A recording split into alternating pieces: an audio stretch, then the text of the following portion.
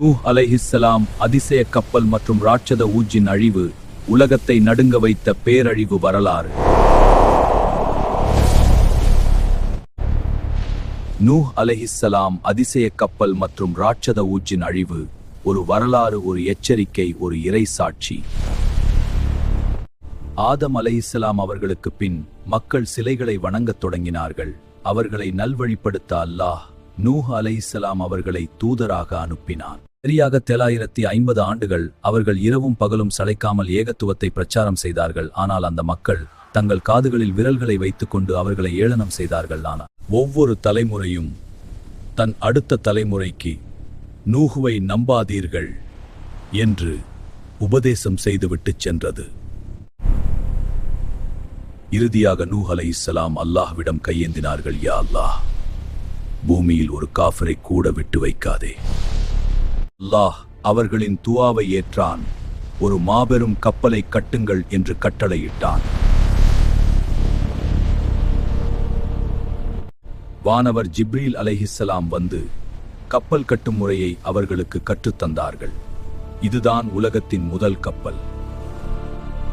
கடலே இல்லாத பாலைவன பகுதியில் நூஹ் அலைஹிஸ்ஸலாம் தேக்கு மரங்களை வளர்த்து கப்பல் கட்டத் தொடங்கினார்கள். அந்த கப்பல் 3 அடுக்குகளை கொண்டிருந்தது. ஒவ்வொன்றும் பிரம்மாண்டமான அறைகளை கொண்டிருந்தன. அவர்கள் கப்பல் கட்டுவதை கண்ட மக்கள், நிலத்தில் கப்பல் ஓட்டப் போகிறாயா என்று கிண்டல் செய்தார்கள். அவர்கள், இன்று நீங்கள் சிரிக்கிறீர்கள், விரைவில் நாங்கள் உங்களை பார்த்து சிரிப்போம். அந்த காலத்தில் ஊஜ் இப்னு அனக் என்ற ஒரு விசித்திரமான ராட்கத மனிதன் வாழ்ந்து வந்தான்.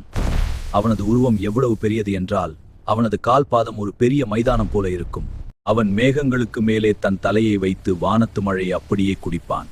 அவன் காட்டில் உள்ள பெரிய தேக்கு மரங்களை ஒரு சிறு புல்லை பிடுங்குவது போல வேரோடு பிடுங்கி விடுவான். நூஹ் அலைஹிஸ்ஸலாம் கப்பல் கட்ட தேவையான மரங்களை அவன் தன் ஒரு கையால் தூக்கி வருவான். அவன் மமதை பிடித்து திரிந்தான். எதற்கும் அஞ்சாதவனாக தன்னையே ஒரு கடவுள் போல எண்ணினான்.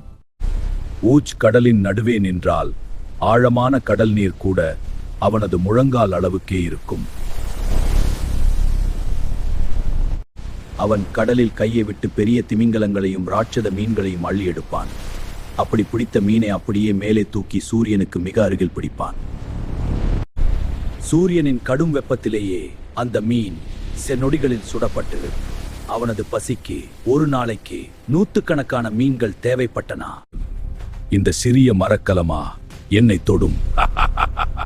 கர்வத்தின் உச்சியில் அவன் நின்றான்.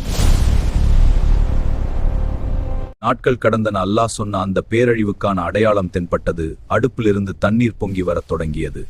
இதுவே மழையும் வெள்ளமும் வரப்போகும் சமிக்ஞை. குறைவான எண்ணிக்கையிலான மூமின்கள் மட்டுமே நூஹ் அலைஹிஸ்ஸலாம் அவர்களுடன் கப்பலில் இருந்தனர்.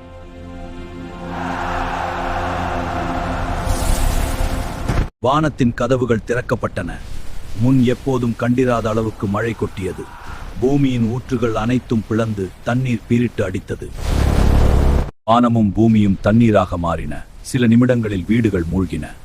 பிஸ்மில்லா. நூஹ் அலைஹிஸ்ஸலாம் பிஸ்மில்லா என்று சொல்ல கப்பல் அலைகளில் நகரத் தொடங்கியது. மலை போன்ற பேரலைகள் எழும்பின. உலகம் ஒரு நீர்க்கடலாக மாறியது. மக்கள் தங்களை காத்துக்கொள்ள உயரமான மலைகளை நோக்கி ஓடினார்கள். வெள்ளம் உயர்ந்த போது நூஹ் அலைஹிஸ்ஸலாம் தன் மகன் கன்னானை பார்த்தார்கள். அவன் ஒரு மலையின் உச்சியை நோக்கி ஓடிக்கொண்டிருந்தான்.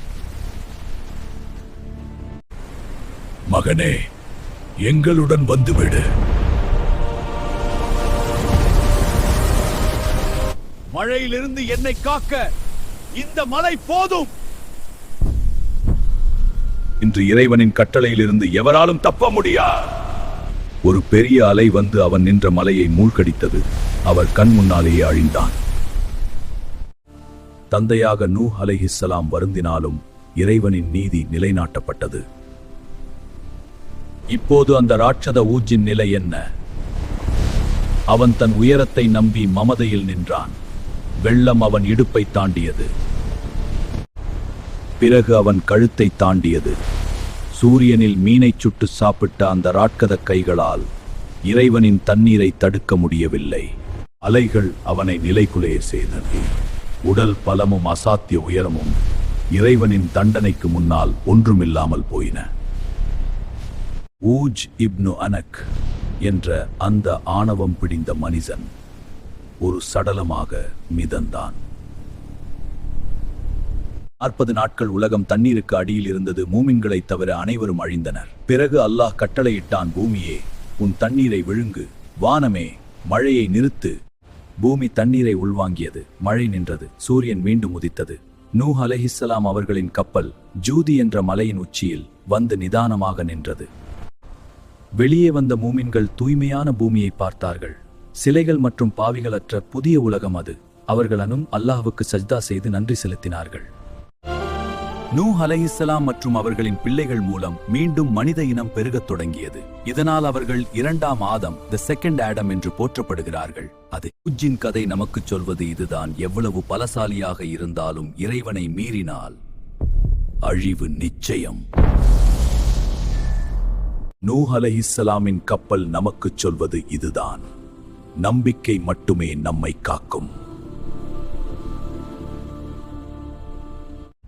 வரலாறு என்பது வெறும் கதை அல்ல, அது நமக்கான பாடம்.